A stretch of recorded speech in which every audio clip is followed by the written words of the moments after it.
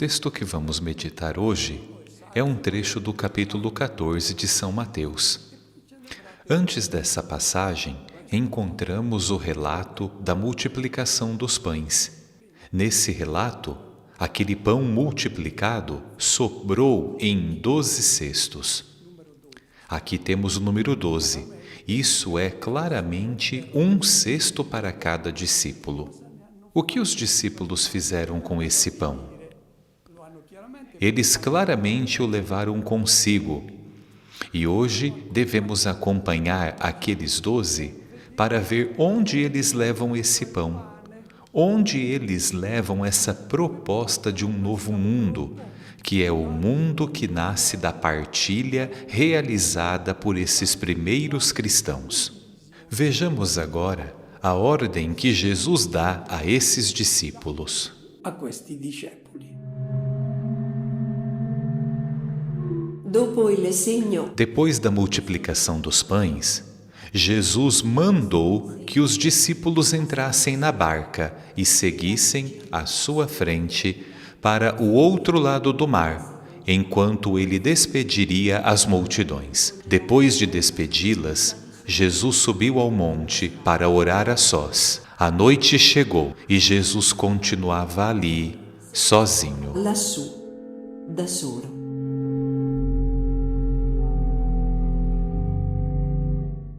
Il brano inizia dicendo: A passagem começa dizendo que Jesus mandou seus discípulos entrarem na barca. O uso do verbo mandar aqui nos dá a entender que os discípulos estavam resistindo em cumprir a ordem que Jesus lhes havia dado. Por que eles estavam resistindo tanto assim a entrar na barca e partir para a outra margem? Qual era o destino? O que é a outra margem? Quando encontramos essa expressão ir para a outra margem no Evangelho, ela significa ir para a terra onde moram os pagãos, onde estão as pessoas que eles consideravam impuras. É por isso que eles estão tão resistentes, porque parece que eles realmente não querem saber de ir aos pagãos. Eles têm dificuldade em aceitar a ideia de que Cristo, o Evangelho, a proposta do novo mundo, também é feita aos pagãos. E é estranho que Jesus os envie sozinhos. Ele não vai com eles. Jesus vai ao monte para orar. E quando chega a noite, ele ainda está lá, orando. ecco perché i discepoli Os discípulos estão envolvidos pela escuridão da noite e se sentem sozinhos. A escuridão é a imagem de sua desorientação e é a imagem desses momentos que também vivenciamos hoje. Momentos em que, mesmo aqueles que têm uma fé sólida, sentem-se sozinhos, experimentam o silêncio de Deus tão perturbador. Aqueles momentos em que nos perguntamos se as escolhas feitas, os esforços para construir um novo mundo ainda fazem sentido. Especialmente aqueles momentos em que somos confrontados com o reino das trevas, das mentiras, da injustiça e da violência. Um mundo de morte que às vezes nos parece invencível e, portanto, o compromisso de proclamar o Evangelho parece ser inútil, porque parece que as portas do inferno, que Jesus prometeu que não resistiriam ao poder do Evangelho, parecem invencíveis e impenetráveis. Às vezes, somos tentados a pensar que esse compromisso com o reino de Deus é inútil, tentados a baixar os braços, a desanimar. Essas são as nossas noites, noites de dúvida, de desânimo, de incerteza. Vamos agora ouvir o que acontece com a barca que se dirige para outra margem, para a meta que Jesus indicou aos discípulos. ai suoi discepoli. La barca, intanto, A barca, porém, já longe da terra, era agitada pelas ondas, pois o vento era contrário. Pelas 3 horas da manhã, Jesus veio até os discípulos andando sobre o mar. Quando os discípulos o avistaram, andando sobre o mar, ficaram apavorados e disseram: "É um fantasma!" E gritaram de medo. Jesus, porém, logo lhes disse: "Coragem, sou eu, não tenhais medo." Sono io. Non abbiate paura. La barca dei discepoli si trova A barca dos discípulos está no mar, mas é agitada pelas ondas. O que isso significa? São as provações que essa barca dos discípulos, que é a igreja, tem de enfrentar.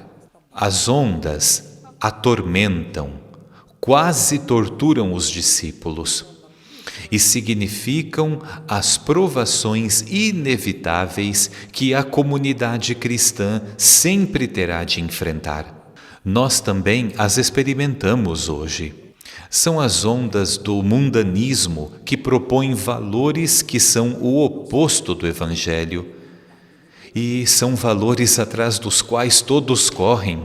Depois, existem as dificuldades que vêm de dentro da igreja.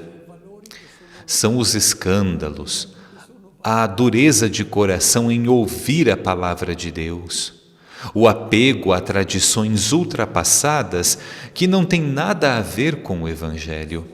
E essas provações nos incomodam, nos fazem sofrer, mas também revelam onde está o brilho da verdadeira fé e onde, ao contrário, não existe fé.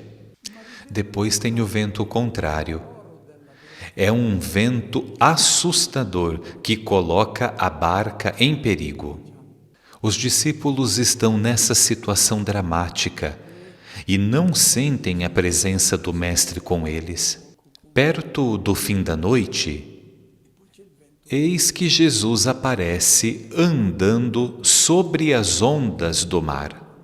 O mar é o símbolo da morte, daquilo que se opõe à vida. O Senhor Jesus, porém, com a sua palavra, acalma e aquieta o mar. Jesus é aquele que anda sobre as ondas do mar, não tem medo de ser engolido e não pode mais ser engolido, porque já venceu a morte. Qual é o medo do homem? No final, é apenas o de ser engolido para sempre pelo turbilhão da morte. Jesus então aparece.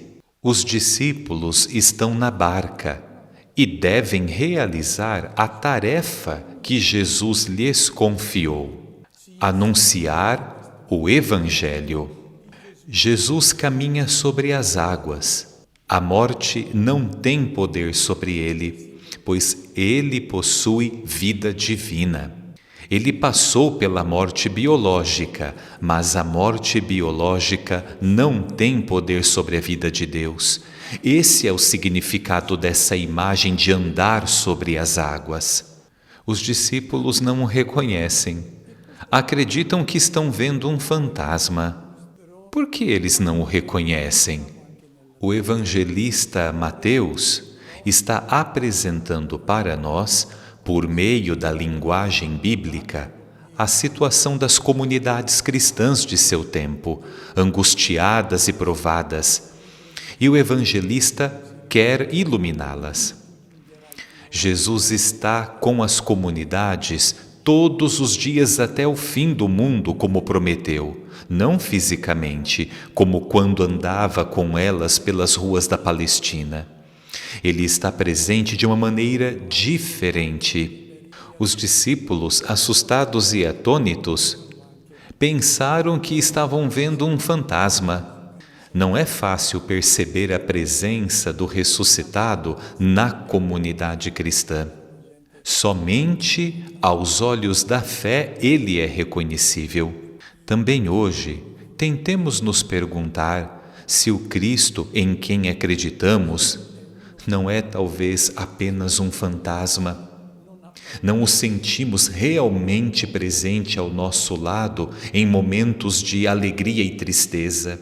E quantas vezes buscamos a Ele quando temos que fazer escolhas desafiadoras em nossa vida.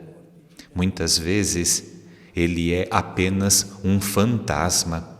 Será que realmente acreditamos que ele é o ressuscitado caminhando sobre as águas da morte? Se a resposta for sim, então surge a pergunta: ele também não nos comunicará seu poder divino que nos permite caminhar sobre as águas da morte? Ou seja, ele não pode também nos comunicar a vida divina que possui para que nós também não sejamos tragados pelo turbilhão da morte? Mateus responde a essa pergunta introduzindo, de forma única entre os evangelistas, um diálogo entre Jesus e Pedro. Vamos ouvi-lo. Ascoltiamolo. Pietro allora gli disse: Então Pedro lhe disse: Senhor, se és tu, manda-me ir ao teu encontro caminhando sobre a água. E Jesus respondeu: Vem. Pedro desceu da barca e começou a andar sobre a água em direção a Jesus. Mas, quando sentiu o vento, ficou com medo e, começando a afundar, gritou: Senhor, salva-me! Jesus logo estendeu a mão, segurou Pedro e lhe disse: Homem fraco na fé, por que duvidaste? Assim que subiram no barco, o vento se acalmou. Os que estavam no barco prostraram-se diante dele, dizendo: Verdadeiramente tu és o Filho de Deus. Dio. Pietro non Precisamos ler esse texto de Mateus como uma parábola. Vejam, Pedro não tem medo das águas do mar de Tiberíades. Ele é pescador. Ele sabe nadar. Mas Pedro tem medo das ondas do mar da morte. Ele tem medo de afundar e gostaria de estar na mesma condição de Jesus, que anda sobre as ondas desse mar sem ser engolido. O Mestre o convida para ir em sua direção. Jesus pede a Pedro que chegue onde ele está e, caminhando sobre as ondas do mar, sem se deixar abalar, e que faça o que Jesus mesmo fez, ou seja, escolhendo sempre doar a vida. E Pedro aceita, vai ao encontro do Mestre, mas então ele começa a ter medo da escolha que fez, ir em direção ao Mestre. Dar a vida o assusta e, em um determinado momento, ele acha que não pode fazer isso e pede ao Senhor que lhe dê sua própria força. E enquanto mantém os olhos fixos no Mestre, sobre tudo o que ele fez, então Pedro consegue ir em direção a ele. Mas quando sua fé falha, quando começa a duvidar da escolha que fez, ele afunda, ou seja, começa novamente a pensar que dar a vida significa perdê-la. Ele volta a pensar que talvez seja melhor viver como todo mundo vive, guardar a vida para si mesmo, aproveitá-la um pouco e pronto. Mas é exatamente essa escolha que nos afunda. Se guardarmos a vida para nós mesmos, nós a perderemos. Para conservá-la, para desafiar as ondas da morte, precisamos doá-la. Pedro é a imagem de nossa condição de discípulos incertos e hesitantes. Acreditamos um pouco em Cristo, vemos um pouco dele, mas depois voltamos atrás e afundamos. A dúvida que nos desafia é: será que eu posso? Será que eu consigo ou não chegar até Jesus? E essa dúvida, diz Jesus, é o sinal de sua pouca fé. Você confia em mim, mas só um pouco, e então tem medo. risalgono sulla barca con Gesù. Eles voltam para a barca com Jesus. Quando você recebe Jesus no barco, todos os ventos se acalmam. A igreja hoje, mas também nossa vida pessoal, estão sempre agitadas por ondas. Como você acalma essas ondas? Deixe o Evangelho entrar em sua vida, na vida da igreja, e as ondas se acalmarão. Deixe o pão eucarístico entrar em sua vida, na vida da igreja, uma Eucaristia autêntica, não hipócrita, uma Eucaristia que realmente signifique o vínculo com uma vida doada. E então as ondas se acalmam.